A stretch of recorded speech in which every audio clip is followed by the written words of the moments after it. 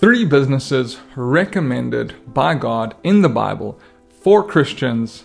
Let's get into it. Welcome to the Rich Like Jesus channel. I'm Ulrich. I've been a Christian for 13 years and I'm a businessman who, with God's help, turned 13,000 of my own money into more than 10 million revenue per annum. Today, we're going to look at 3 businesses that the Bible would recommend that you start. If you are a Christian and if you have been wondering about what might be a good first or next business for you to pursue, then this video is for you. You are watching the Rich Like Jesus channel, where you're going to learn things about God and His kingdom and yourself that you have never heard before.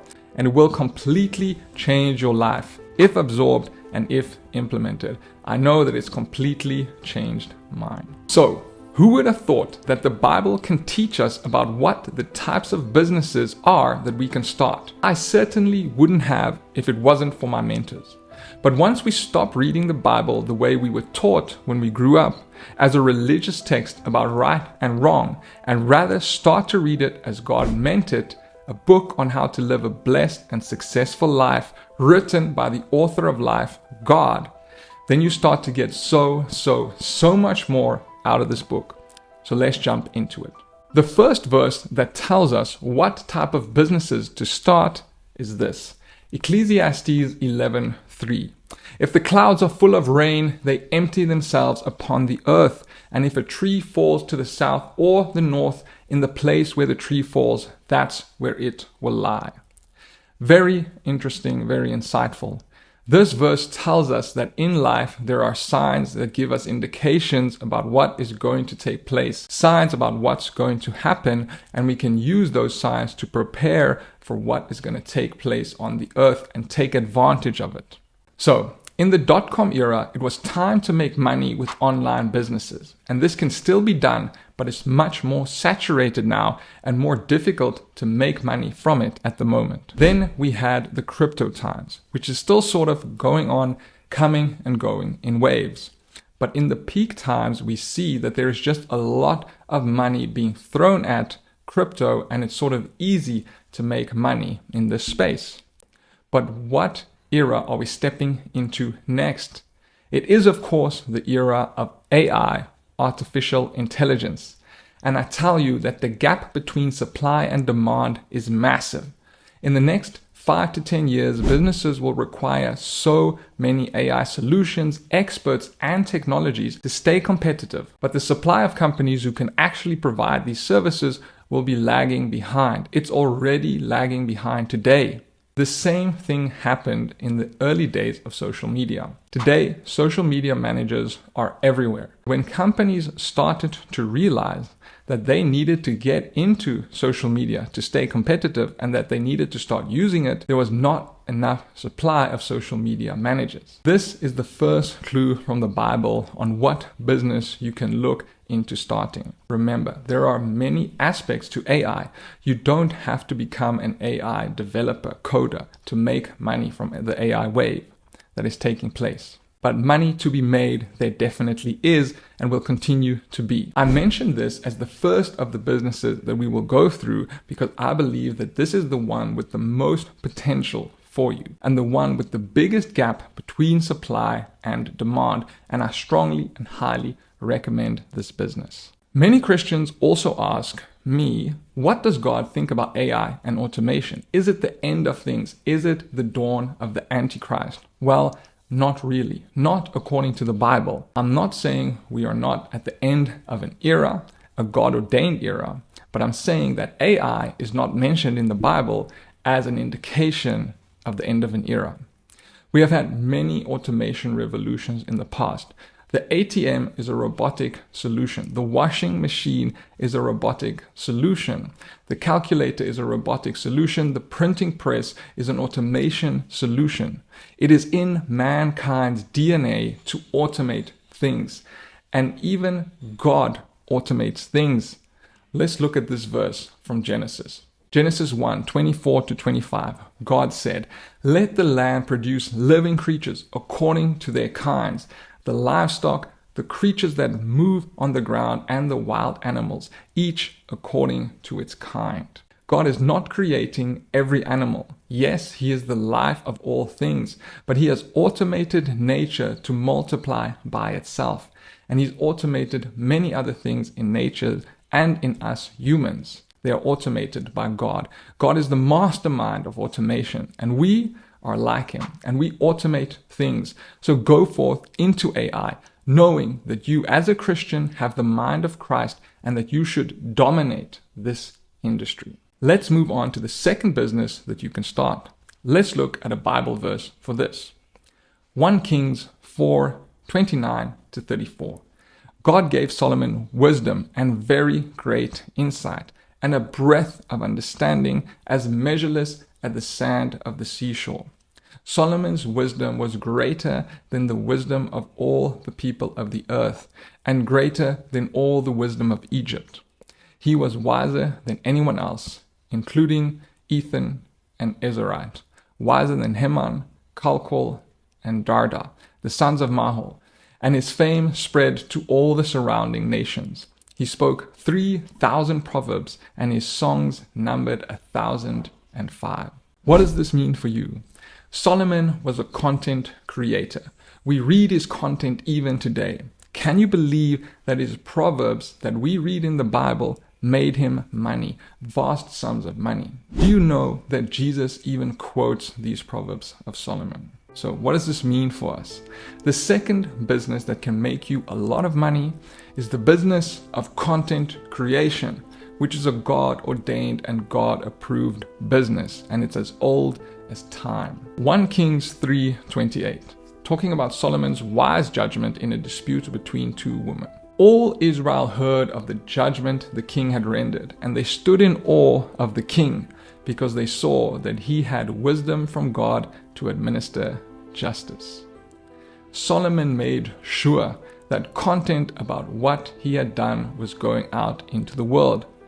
Even the fame of Jesus spread quickly as well. If Jesus was alive today, people would be making YouTube shorts about him, posting it, and getting millions upon millions of views. Content creation was alive and well then, and it is alive and well today, and it's only growing, really. So I would suggest to you to look at content creation in two ways. The first is, how can you help content creators make better content and get paid for it?